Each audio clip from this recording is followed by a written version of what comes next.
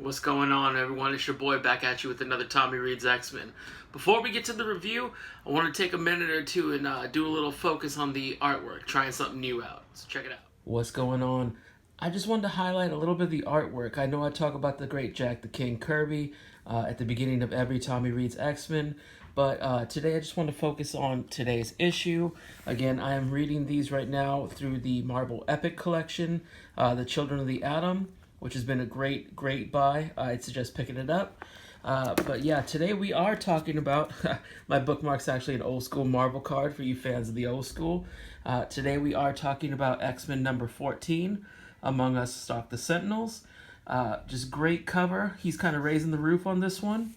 And yeah, just Jack Kirby and Stan Lee's just go together so well. Their artwork and words. You know, the artwork here is fantastic. You really get a good feel. That guy kind of looks like Vincent Price. A good feel for the characters. Kirby's just great with the action as well. So I just want to take a minute or two and highlight the different artwork that you see in X-Men number 14. Sentinels. A lot taller now in the more recent comics, but they were probably about, I don't know, maybe 10 feet tall or something like that. But yeah, so let's get back to the review. Alright, that was some dope-ass artwork, but we're back, and we're going to kick it right off with X-Men number 14 from November 1965, written by Stan Lee, with art by the guy we just checked out, Jack the King Kirby. This one is called Among Us Stalk the Sentinels, which is the first appearance. Actually, it's Among Us Stalk ... the Sentinels. So it gives us our first appearance of the Sentinels and Bolivar Trask, their inventor. Real quick, one thing they mentioned right on the front cover was now the X-Men are a monthly comic. Now, it's weird to think now that they wouldn't be monthly because nowadays in 2020, there's, 8, 10, something like that, X titles a month. But every 2 months we were getting these comics, and now they've finally gotten a little bit of mojo going, and we're up to every month. So we start off like we always do at the mansion, but this time is a little bit different, continuing from the last issue and their encounter with the Juggernaut. The X-Men have been still healing up. I think some time has passed because last time we saw them, they were all hospital bed-ridden, and now they're kind of finishing the last touches of their physical therapy. The Beast is out of his cast. He's able to walk around. Scott and everybody, they're all healed up, basically. But the cool thing is Stan Lee kind of mentions what happened. He said, in the battle with the Juggernaut, see last ish. And it's that last ish, the ISH, and the other, Nuff said, and the other Stan Lee-isms that I just love, man. I loved reading it as a kid in the late 80s, early 90s issues. And he's been doing it ever since back in the day, since the 60s, I guess. But those Stan Lee-isms that he puts in the little boxes and stuff, Stan's soapbox and all that. It's all great stuff. I love it. Anyway, so they're on the men from the battle with the Juggernaut, and Charles is like, you know what? You guys have had a rough go. You guys had it's been a busy couple weeks, busy couple months, so why don't you guys take a vacation? And they got all pumped, and what he meant by vacation was take the day off. Maybe 2 days. But I don't think you're booking a trip to Disneyland or nothing like that. Maybe, go to the park or something, read a book, but come back, so their vacation wasn't a vacation per se as much as take the afternoon off. And Cyclops, Angel, and Beast are getting ready, and they actually have to alter their appearance to fit in with the rest of the society and all that, which kind of sucks, kind of like being a big guy having to smile all the time so just to seem non-threatening. Anyway, that's enough about me. But Cyclops, he puts on his glasses. Angel has to actually bind his wings, and the Beast has to smash his toes up into a shoe or something. Anyway, they're getting ready to go. They're all excited about it. Angel decides to beat Scott to it for this issue's Jean's Hot, because he's like, dang, Jean, I wish we were hanging out. And she's like, oh, you. And Cyclops is like, oh, no. I need to make my move, except I won't. Except I won't.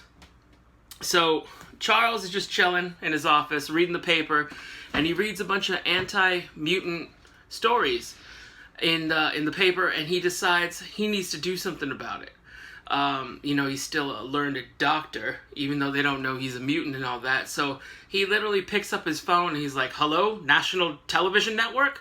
Yeah, I'll hold. And, if I did that, they'd be like, what do you want? Or how would you even get this number? But, the next day, literally the panel says the next day, he's on live TV in a debate with Bolivar Trask. Bolivar Trask was the subject of the articles, spreading anti-mutant sentiment. And it's a good thing there's nobody on TV doing that now, saying for you to hate people because they're different. This issue's getting real political. I'm trying not to be. Anyway, Trask decides to debut his support for the anti-mutant, like to quell the mutant threat. I use threat in quotes there. I use quotes a lot, but y'all know that watching this. Anyway, Trask decides to debut the Sentinels. He said these are going to protect people from mutants and all their power, because mutants are dangerous. Someone could abuse their power.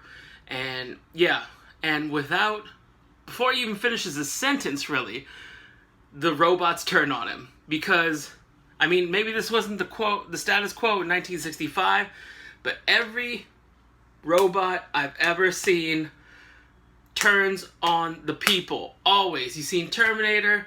You've seen every movie with the robot's gonna turn on you. You think for a second R2-D2 didn't think for just a little bit every now and again, like, I could totally burn all these people alive if I wanted to. No, R2, like, if you don't think that happened, don't be naive.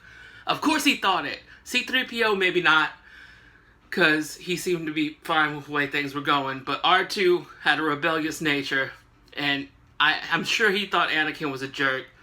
So we all did at some point or another. Not Clone Wars Anakin. You know what? Star Wars rant's for another video. Star Wars rant is for another video. We're talking X-Men here, baby.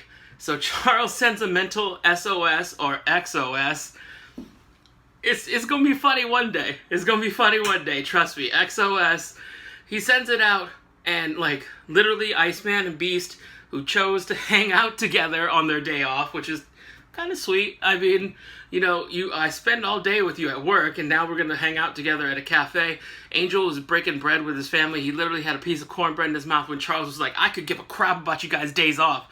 Get here now. Papa Chuck needs that help. So, the studio where he's at, they're going crazy. The people are freaking out because the Sentinels are like turning on the people. And Charles decides to calm everyone by invading their mind and saying, tranquilo, relax. Relax, everyone. Now, the fact that he has that power enough to invade people's minds and change their whole perception of what's going on to make them calm in a life or death situation is good. But it also kind of illustrates Trask's point about someone being so powerful that they could literally change the way you think. Like, what if he was like, everybody jump off this bridge? I'm not saying Trask was right, but I'm also not saying Papa Chuck wouldn't do that, because Papa Chuck next level petty. But anyway, so Hank gets there first for some reason, and immediately, he's knocked out by the Sentinels.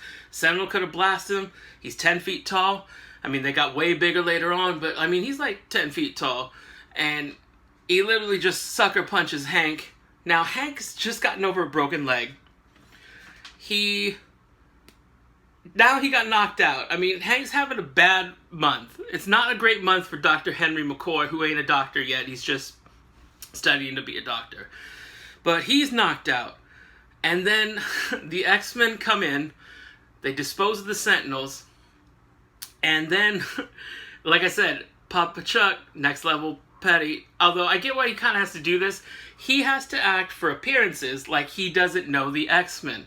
Because then he'd be like, why is this guy leading this team of mutant kids? Although, if you really do your research, he's a professor at a school, and these kids all look like the kids that go to the school. So I don't know.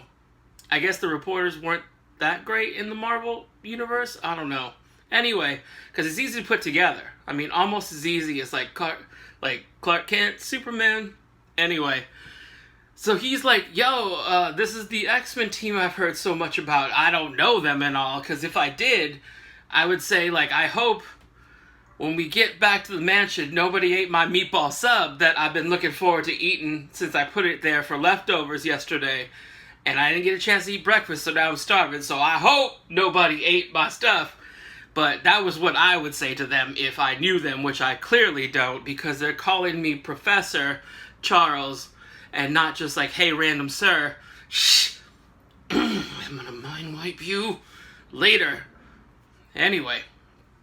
So he has to act like he doesn't know him, and the X-Men go along with it. Like, they're kind of confused at first, and then they figure it out. But they dismantle one of the Sentinels, and then before that Sentinel gets destroyed, he starts squealing. Like, nobody asked him to go into snitch mode, but he went into snitch mode. And he was like, yeah, the other Sentinels, they took Trask to go meet Master Mold. And then he just, he croaks. And then the X-Men are like, who's Master Mold? Let's go find Trask. Let's get ready for battle. End of issue. Yeah, so that's how it ends. It was a big kind of setup for what's coming up. Final thoughts on this one? This was about a 6.5 out of 10. And a lot of those points go to that the Sentinels are a huge, huge part of the X-Men lore. They come out a bunch of times. They're in the beginning of the X-Men cartoon from the 90s. They're there. Anyway, they're in that beginning. They come out throughout the rest of the X-Men's run. To this day, the Sentinels are still a part of it. It did a lot to set them up, but not a lot of action happened in the issue. I mean, it was cool that Charles was able to get on national TV with just one phone call. I don't know who has the juice to do that. I definitely don't. Don't know anyone who does. Anyway, it was just an okay issue. Like I said, it sets up future stuff. It even sets up part 2 for the next issue when they actually go to battle the Sentinels, I'm assuming. And we will get to that next week. Among Us Stalk the Sentinels, 6.5 out of 10. Just okay. Anyway, this has been another issue of Tommy Reed's X-Men. Not the best issue. We'll get better ones later on.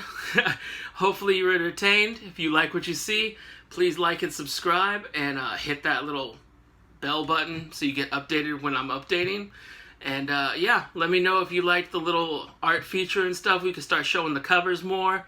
And yeah, check me out later.